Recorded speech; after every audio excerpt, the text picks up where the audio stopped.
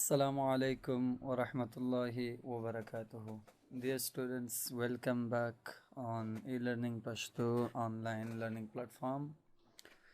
This is going to be the I Talk special speaking class or spoken English, and this is the vocabulary skill where we are going to teach you uh, 20 basic English words that are commonly used in our daily, English, in our daily life. So this is the part 5 of the ongoing vocabulary skill. Before today's lecture, we've covered 4 other videos about vocabulary or basic words. So let's get started and get what we have for. Okay guys, the first word is anticipate. Anticipate. Anticipate is a verb and it means to know of something before it happens or to expect. Anticipate چې د توقع یا هم تمه لرل ته ویل کیږي. د یو څه په اړه پوهېدل مخکې نه چې دا به واقع کیږي یا تمه کول دې د anticipate ویل کیږي. Anticipate معنا تمه یا توقع کول. It's always best to anticipate problems before they arise. وای دا همیشه ښه وي چې د مشکلاتو واقع کېدو نه مخکې تاسې تمه توقع وکئ او بیا ماسې تدابیر ونیسئ. Anticipate تمه یا هم توقع لرل. The next word is dusk. Dusk.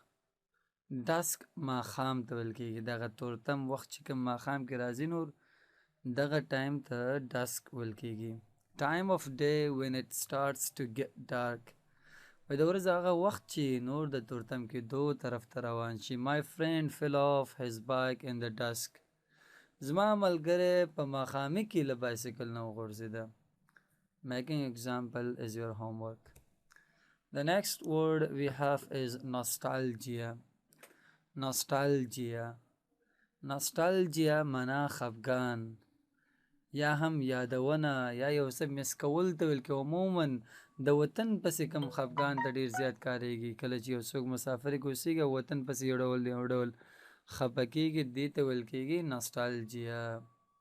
The affectionate feeling of the past, especially for a happy time. هغه ډول د مینې خفګان چې تاسې د تیر په اړه لرئ د تیر وخت یا د تیر یادونو په اړه دې ته nostalgia ویل کېږي. I was overcome with nostalgia for my days at university. کله چې د پوهنتون هغه ورځې مې یادې شوې نو د nostalgia د خفګان باندې زه رالم او بیا هغه باندې زه برلاسی شوم. یعنې د پوهنتون یادونو هغه کم خفګان ما باندې و دې باندې زه برلاسی شوم وروسته. Ramble. Ramble. Ramble معنا ګرځېدل یا چکر وهل. عموما داسې چکر چې هغه د کوم هدف څخه پرته وي. To walk for pleasure. د خوشحالۍ لپاره چکر وهل. Without any purpose. کوم هدف دې نه اوسي هسې چټي ګرځېدې ته rambling یا ramble ویل کېږي. I often ramble after my dinner. اکثره د خپل ماښامي نه وروسته زه ramble یا ګرځم چکر وایم په خپلو قدمونه اخلم. Ramble. Ardent. Ardent. Ardent معنا د یو څه ډېر سخت او زیات مینوال یا لیوال ته ویل کېږي. هغه کس ته کارېږي چې هغه د یو څه په اړه ډېر زیات لیوالتیا او علاقه لري دې ته ardent ویل کېږي. Very enthusiastic or passionate چې یعنې بیخي زیات علاقمند او مینه ناک اوسي د یو څه په اړه. I am an ardent lover of Tata Safari. زه د ټاټا سفاري یو ډول چکر د یو زیات سرسخته مینهوال یم. So what are you ardent of? تاسې د څه مینهواله سئ. Tell us about your enthusiasm. Next is whim. Whim means it's a noun هوس ته وایي. وسوسه ناڅاپي خواهش ته ویل کېږي. داسې یو غوښتنه نو دې د څه ویل کېږي whim ویل کېږي. A sudden desire or change of mind. یو ناڅاپي غوښتنه یا د سوچ فکر تغیر ته ویل کېږي د whim ویل کېږي. I logged into Facebook on a whim to do nothing. زه فیسبوک ته په دې هوس رالم چې هیڅ ونه کم. What do you love to do on a whim? تاسې په ناڅاپي هوس خواهش سره څه کول خوښوئ؟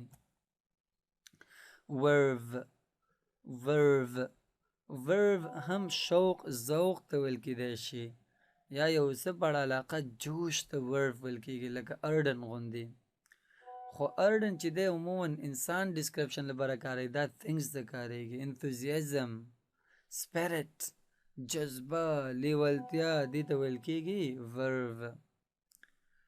great expectations is a work of verve. لوی تمې توقع د شوق او ذوق یوه کار نتیجه وي. make sentence using the verb. humane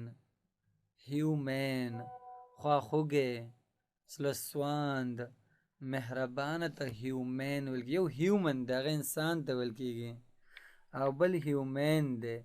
humane معنا خواخوږي ته ویل کېږي هغه څه چې تاسې ورباندې زړه مو خفه کېږي. okay. kind generous and passionate مهربانه سخي او ډېر رحمدل ته دې ته څه ویل کېږي humane ویل کېږي. for example مثال په ډول سره current government is very humane toward the minorities in India. اوسنی حکومت انډیا کې چې کم اقلیتونه دي هغو سره ډېر خواخوږي او مهربانه دی. insomnia بی خوبی ته ویل کېږي یا loss of sleep چې خوب د نه راځي دی د insomnia ویل کېږي. smartphone is the best remedy to treat insomnia. smartphone یو ښه علاج کېدای شي چې تاسو د بی خوبي علاج وکړئ. بس تمام ورځ وده کېنه او smartphone کاروه سم بی خوبي سره اشنایي.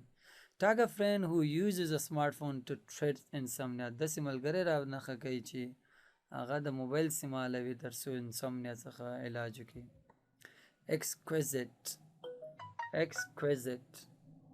exquisite معنا زړه وړونکی ښکلی او خوندور ته exquisite ویل کېدای شي. elegant matchless extremely beautiful. Goggle of Vijay Mallya are exquisite. دا کم ګوګلز چې کم ځای دی دا وایي ډېر په زړه پورې او همدارنګه ښکلی دی.